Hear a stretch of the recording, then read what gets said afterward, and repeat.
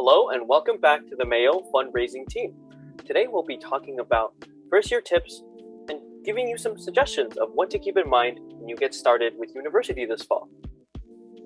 We are the fundraising team, and today our specific members joining us are me. My name is David. I'm a fourth year student studying human biology and neuroscience.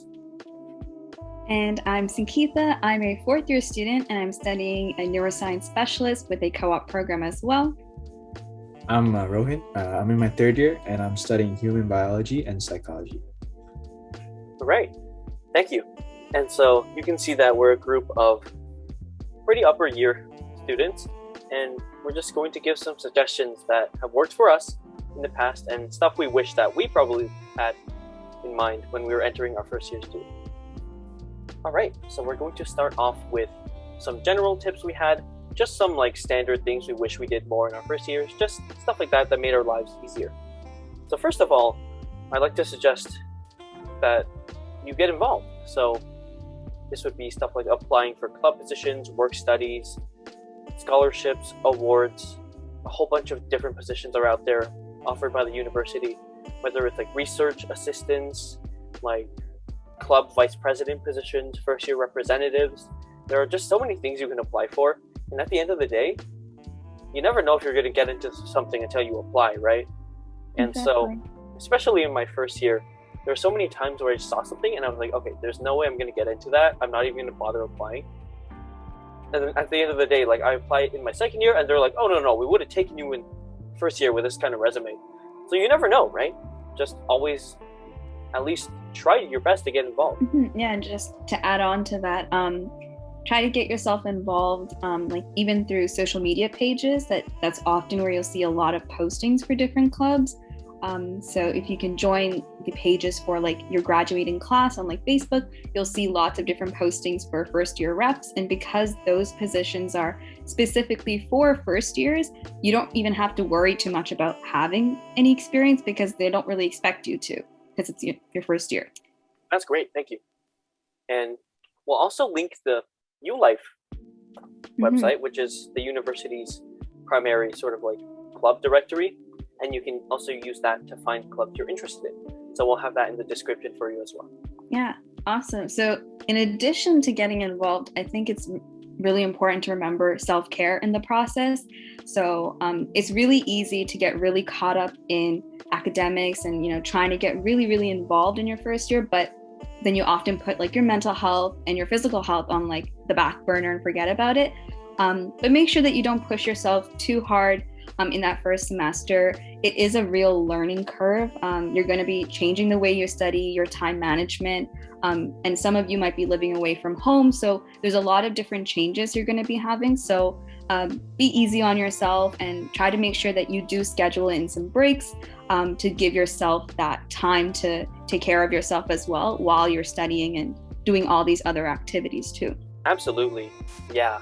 In my first year, I always thought, okay, I have to get involved in like 7 clubs. Like I have to be volunteering like 3 hospitals and like a clinic just so I can like apply for medical school. Like the reality of it is it's good to work and it's good to plan and it's good to just like put yourself in a position to succeed. But you also have to keep in mind that there should be a balance, right? Anytime you're involved and you're pushing yourself very hard, you also have to have time for yourself where you can relax and kind of like regain some of that stamina and energy that you exerted so hard into getting like your academics and all these different extracurricular involvements. Exactly. You don't want to burn out just at the end of your first semester or your first year.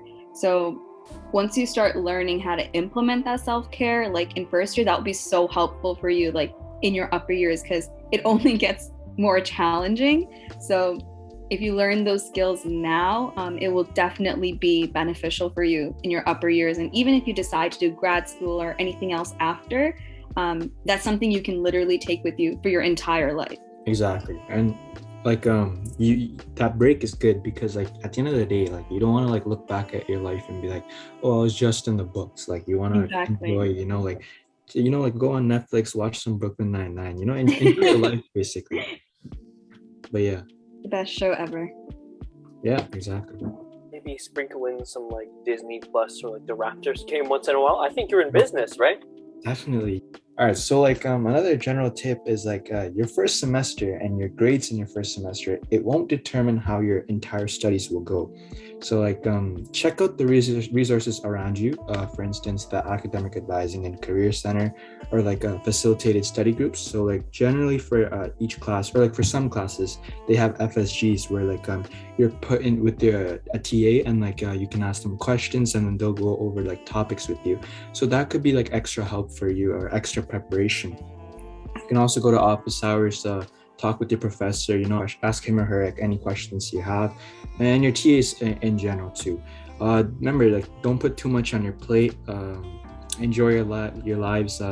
Like in the previous point, self-care is very important, and don't feel pressured about doing everything in your first semester itself. Balance it out. You have a solid amount of time. Don't worry, and yeah, enjoy. Yeah, that's so true. Point.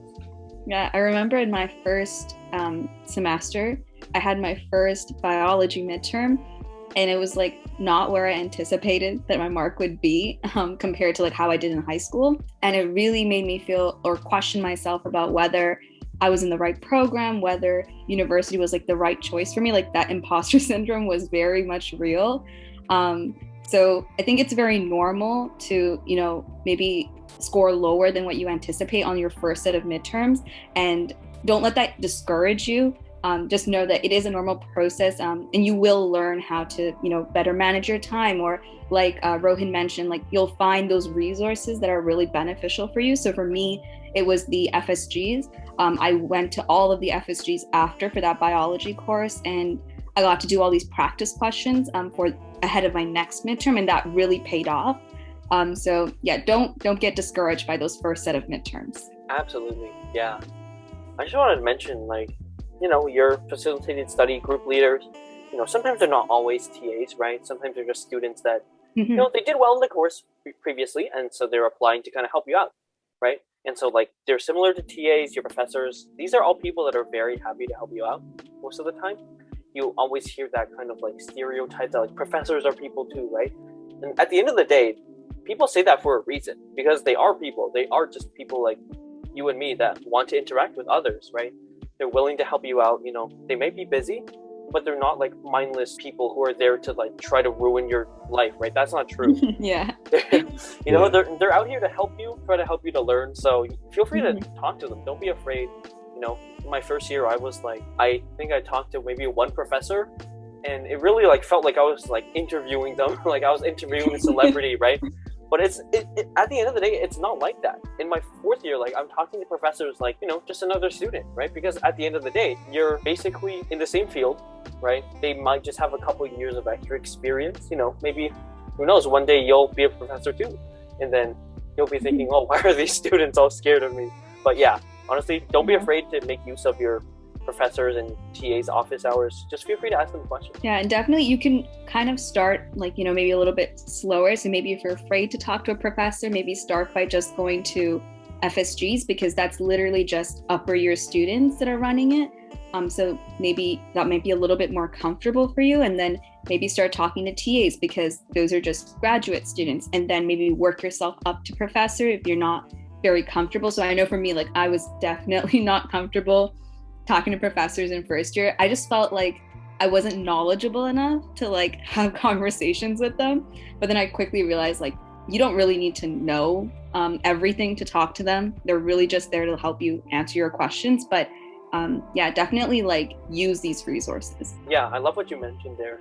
You're just like, sometimes you're free to start slow, right? Mm-hmm. Yeah. And so like what I found really interesting is that sometimes if you ask professors and your TAs what they're actually looking for like a certain assignment or exam, sometimes they might be willing to share some information with you, or help maybe go over some of your work and see where you could improve, right? And so these are really, really good opportunities to boost your marks. Don't feel like once your TA marks it and that's it, you don't get any feedback, it's over, you keep that mark no matter what. Sometimes that might be the case where the mark is final, but you can always ask them for some feedback. Like, okay, what could I have done better here? What would you rather, like, would you rather I had said something else? Would that have gotten me a better mark? Just something like that. Feel free to gauge what your professors and TAs are looking for. that way you can do better next time, right? And so that kind of talks into the first point too. Like your first time, you might not really know what being asked of you, right? What your TAs or professors are looking for. And so always feel free to gauge that. You know, whenever you feel like there's something your expectations might not have aligned with theirs, always go ahead and ask, like, what am I doing wrong here? What do I need to do better, right? Yeah. And I think it's so important to keep in mind that often it's your TA that's going to be marking a lot of your assignments, your labs and things like that. So definitely try to speak with them if you can, and, you know, come early to your labs a little bit, or, you know, ask them questions, because they're the ones grading it ultimately. So you really, like you said, you really want to know what their expectations are and what are they looking for. And I think they're more than happy to give you those answers, as long as you like kind of ask those questions. Absolutely. Please feel free. Don't be afraid to use any of these resources. You can find all of them, all the contact information for TAs, professors, usually FSGs as well in your syllabus. So please feel free to make use of that. All right, that's going to do it for our part 1, where we covered some general tips for first year. Thank you everybody for watching, and please feel free to tune in next time for part 2, when we talk more about academic tips, studying tips, as well as tips on how to improve kind of your productivity. If you enjoyed or found this helpful, please feel free to share this video, leave a like, a subscription would be awesome. Share tips that you found helpful, or maybe questions or ideas that you want us to tackle as well. And without further ado, thank you so much for watching again, and we hope to see you next time.